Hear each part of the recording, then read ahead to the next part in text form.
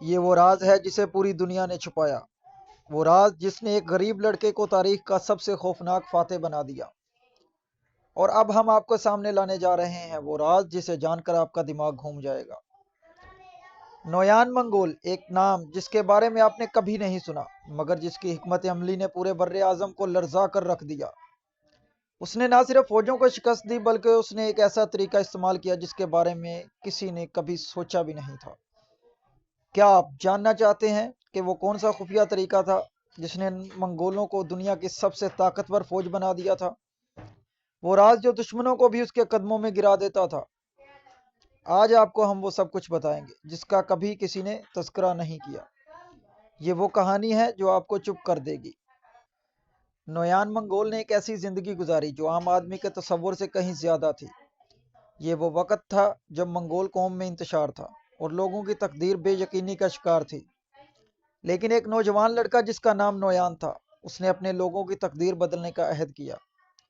نویان کا بچپن مشکل حالات میں گزرا، اس کا خاندان غربت میں ڈوبا تھا اور وہ منگول کے وسیع میدانوں میں روزانہ ایک نئی چیلنج کا سامنا کرتا تھا۔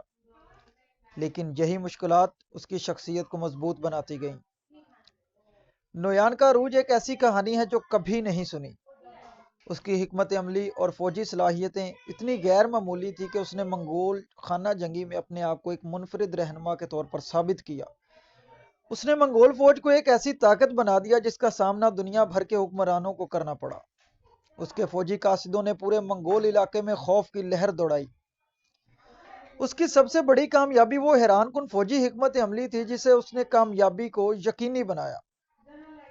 نویان کا سب سے بڑا راز اس کی حکمت عملی تھی جو کسی کو بھی اس کے بارے میں نہیں پتا تھا۔ اس نے جنگوں میں ہمیشہ اپنے دشمنوں کے دماغ کو پڑھنے کی کوشش کی۔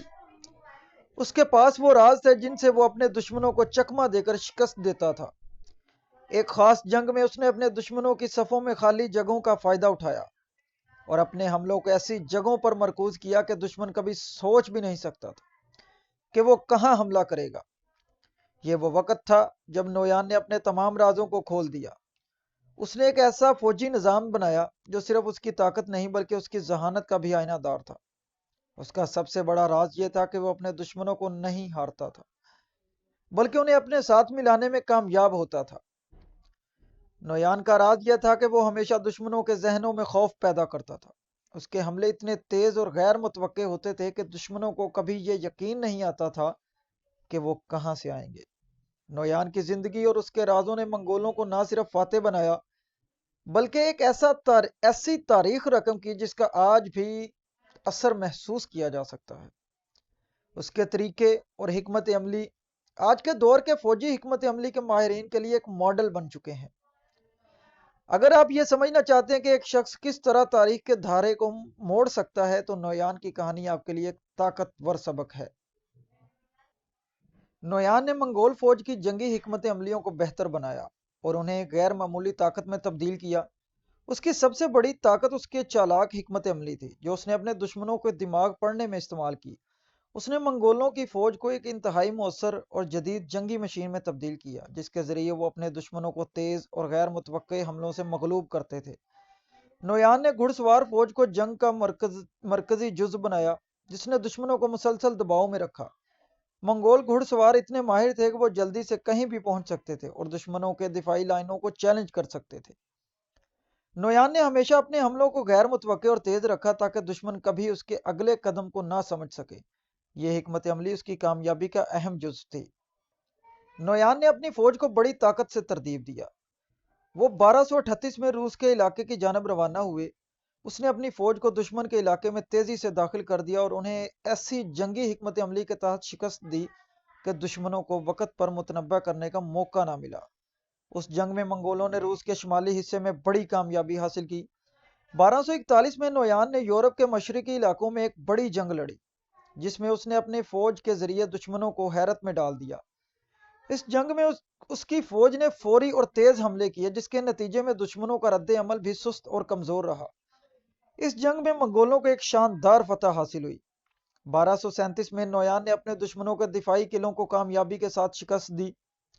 اس نے دشمن کی فوج کو میدان جنگ میں پسپا کیا اور اپنی حملہ آور فوج کو اتنی مہارت سے چلایا کہ دشمن کو اپنے دفاعی اقدامات کرنے کا وقت بھی نہ ملا۔ نویان نے اپنی جنگی حکمت عملیوں میں دشمنوں کے درمیان پھوٹ ڈالنے اور اتحادی بنانے پر زور دیا۔ اس نے کئی بار اپنے دشمنوں کو آپس میں لڑانے کے لیے اسٹریٹجک انداز میں اتحادیوں سے مدد حاصل کی۔ اکثر اپنے دشمنوں کے درمیان اختلافات کو فائدے میں تبدیل کیا۔ اس نے مختلف علاقوں کے حکمرانوں کو آپس میں لڑا کر ان کی قوتوں کو کمزور کیا اور پھر اپنے حملے شروع کر دیے۔ نویان نے جنگ کے دوران نفسیاتی حکمت عملیوں کا استعمال کیا تاکہ دشمن کے حوصلے کو توڑ سکے۔ اس نے ہمیشہ اپنے حملے اتنی تیزی اور قوت سے کیے کہ دشمن ان کی شدت کا اندازہ نہیں لگا سکتا تھا۔ اس کے حملوں میں وہ طاقت تھی جو دشمنوں کے ذہنوں میں خوف پیدا کرتی تھی اور وہ اس سے بچنے کے لیے اپنے دفاع کو کمزور کر دیتے تھے۔ نویان کی فوج اتنی تیز اور سخت تھی کہ اس کے حملوں سے دشمنوں میں خوف پھیل جاتا تھا۔ اس کا نام سن کر ہی دشمنوں کو شدید خوف محسوس ہوتا تھا اور وہ خود بخود اپنی پوزیشن چھوڑ کر پسپا ہو جاتے تھے۔ نویان کی وفات کیسے ہوئی، کہاں ہوئی، کیا راز ہے، اس میں سارا بتائیں گے۔ نویان منگول کی وفات ایک پیچیدہ اور پراسرار واقعہ ہے۔ اس کی زندگی کے آخری دنوں کے بارے میں مختلف نظریات موجود ہیں۔ اس کی وفات کے حوالے سے مختلف تاریخی روایات ہیں، لیکن کچھ تفصیلات پر اتفاق کیا گیا ہے۔ اس کی موت کے وقت اس کی عمر 20 سال سے کچھ زیادہ تھی۔ اس کی وفات کے بارے میں مختلف رائے پائی جاتی ہیں اور اس کی وجہ کی وضاحت میں اختلافات ہیں۔ بعض مورخین کا خیال ہے کہ نویان کی وفات ایک بیماری کی وجہ سے ہوئی، جیسا کہ طاعون یا کوئی اور متعدد بیماری۔ اس وقت کے حالات میں یہ بیماریوں کا پھیلنا ایک عام بات تھی اور منگول فوجی ان بیماریوں سے خاص طور پر متاثر ہوئے تھے۔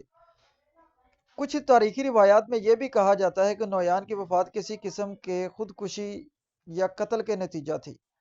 ایک خیال یہ ہے کہ جب وہ منگولوں کے ساتھ اپنے کام میں ناکامی کی وجہ سے غمگین اور مایوس ہوا تو اس نے خودکشی کر لی، تاہم اس کے بارے میں مکمل طور پر واضح تفصیلات نہیں ہیں۔ ایک اور نظریہ ہے کہ نویان کی وفات منگول سلطنت کے اندر ہی کسی سیاسی سازش یا طاقت کی جنگ کا حصہ تھی۔ یہ امکان ہے کہ وہ کسی مخالف یا اپنے ہی سپہ سالار کے ہاتھوں مارا گیا ہو، کیونکہ اس کے اقتدار کی نوعیت سیاسی طور پر بہت متنازع تھی۔ نویان کی وفات کے مقام کے بارے میں مختلف روایات ہیں، لیکن زیادہ تر مورخین کا ماننا ہے کہ اس کی موت موجودہ چین یا مغولستان کے علاقوں میں ہوئی تھی۔ بعض کہتے ہیں کہ اس کی وفات چین کے مشرقی حصوں میں ہوئی تھی جب وہ وہاں اپنے فوجی مشن پر تھا۔